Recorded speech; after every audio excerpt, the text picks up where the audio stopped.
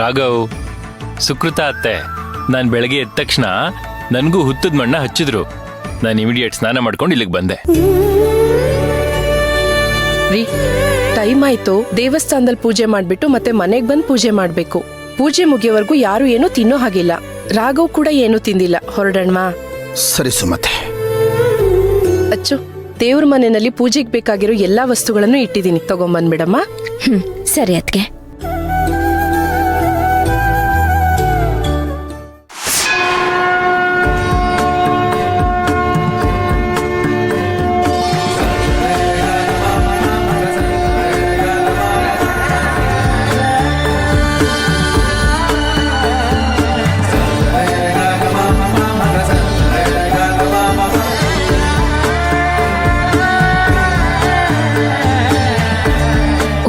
ಶಿವಾಯ ಓಂ ನಮಃ ಶಿವಾಯ ಓಂ ನಮಃ ಶಿವಾಯ ಓಂ ನಮಃ ಶಿವಾಯ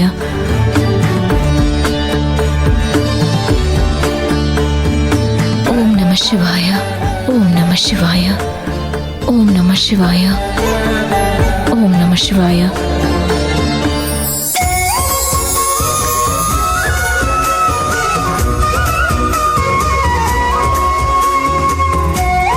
ಓಂ ನಮಃ ಶಿವಾಯ ಓಂ ನಮಃ ಶಿವಾಯ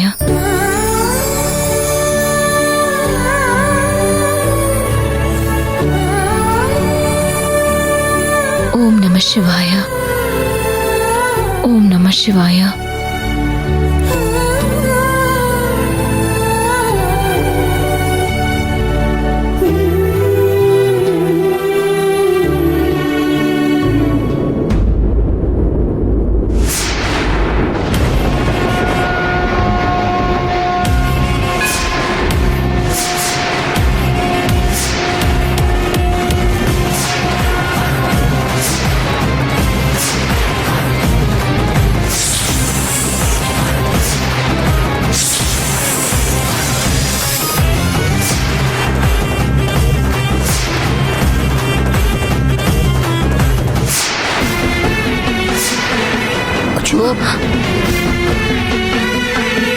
ಅಮ್ಮ, ಸುಮತಿ ನೀರು ತಗೋ.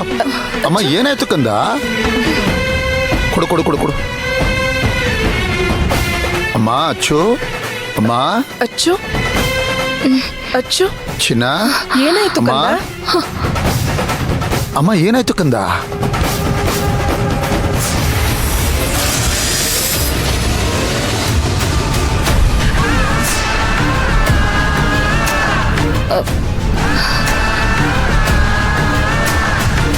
ವ್ರತ ಮಾಡ್ಬೇಕು ಅಂತ ಅಚ್ಚು ಬೆಳಿಗ್ಗೆಯಿಂದ ಏನು ತಿಂದಿಲ್ಲ ರೀ. ಅದಕ್ಕೆ ತಲೆ ಸುತ್ತ ಬಂದಿರ್ಬೇಕು. ಬನ್ನಿ, ಕರ್ಕೊಂಡು ಹೋಗೋಣ.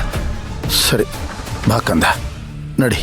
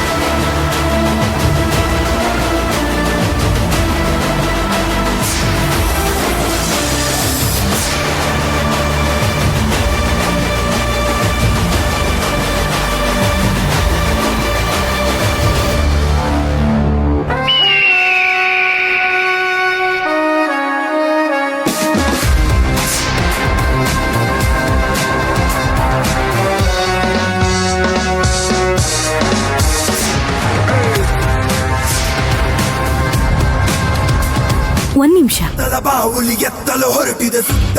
ಥ್ಯಾಂಕ್ಸ್.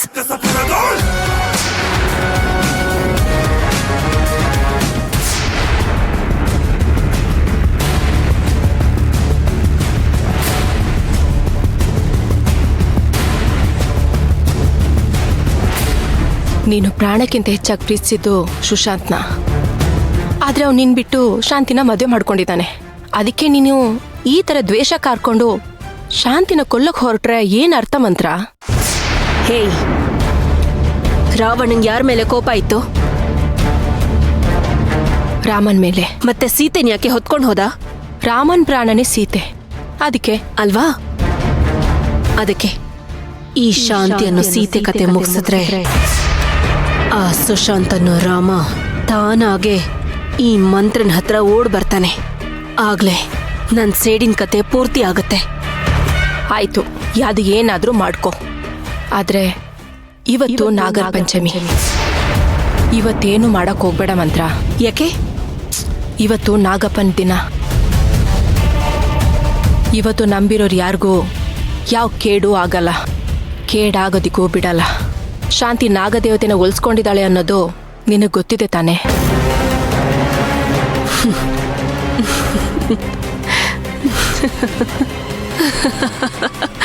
ದೇವರ ದಿನ ಅಂತ ಆ ಶಾಂತಿ ಉಳಿತಾಳೆ ಅನ್ಕೊಂಡಿದ್ಯಾ?